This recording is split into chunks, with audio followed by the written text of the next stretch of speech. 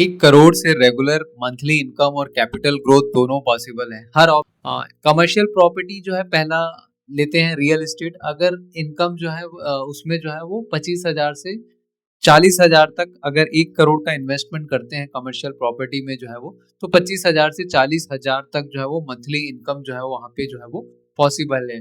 Yield जो रहेगा वो 3 से जो है वो 5% रहेगा। ग्रोथ जो है वो प्रॉपर्टी एप्रिसिएशन जो है वो 5 से 8% जो है वो ईयरली जो है वो पॉसिबल है।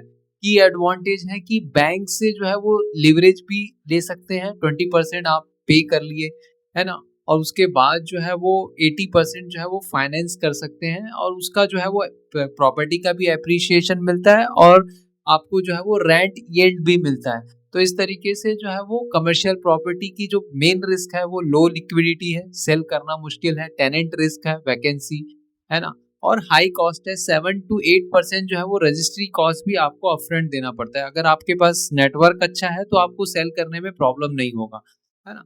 सेकेंड ऑप्शंस देखते हैं कि इसमें सेकेंड ऑप्शन जो है वो फिक्स डिपॉजिट अगर आप करते हैं तो फिक्स डिपॉजिट में इनकम जो है आपकी 6.5%, अगर फिक्स डिपॉजिट का इंटरेस्ट रहेगा तो 6.5 लाख पर ईयर रहेगा, जो कि 54,000 जो है वो आपका मंथली जो है वो रहेगा बिफोर टैक्स। आफ्टर टैक्स जो है ये 38,000 के आसपास मंथली जो है वो बनेगा। इसमें ग्रोथ जो है वो जीरो कैपिटल ग्रोथ है।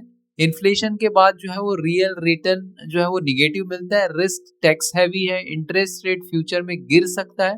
एडवांटेज है कि सेफ और लिक्विड है ये। थर्ड जो है स्टॉक मार्केट SWP जो है वो रिवर्स जो है वो आपने इनकम जो है वो 55,000 से 65,000 पर मंथली जो है वो पोस्ट टैक्स के बाद जो है पॉसिबल है। ग्रोथ जो है वो 1 करोड़ से 1.5 करोड़ टू 2.5 करोड़ जो है हो सकता है 10 ईयर्स में फ्रॉम दी 1 करोड़। टैक्स जो है वो लो टैक्स, कैपिटल गेन 12.5% रहता है। एफडी से जो है वो 1.5 लाख का जो है वो सेविंग भी हो सकता है। हाई वॉलेटिलिटी है, 2 साल में नेगेटिव रिटर्न जरूरी है।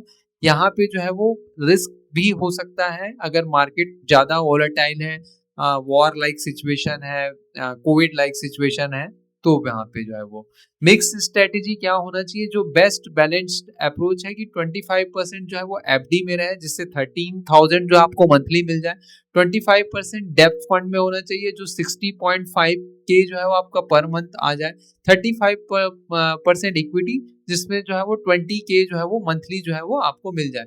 15% गोल्ड जो कि एक सेफ्टी के लिए जो है वो जरूरी है। टोटल इनकम जो है वो मोटा मोटी जो है 42,000 से 48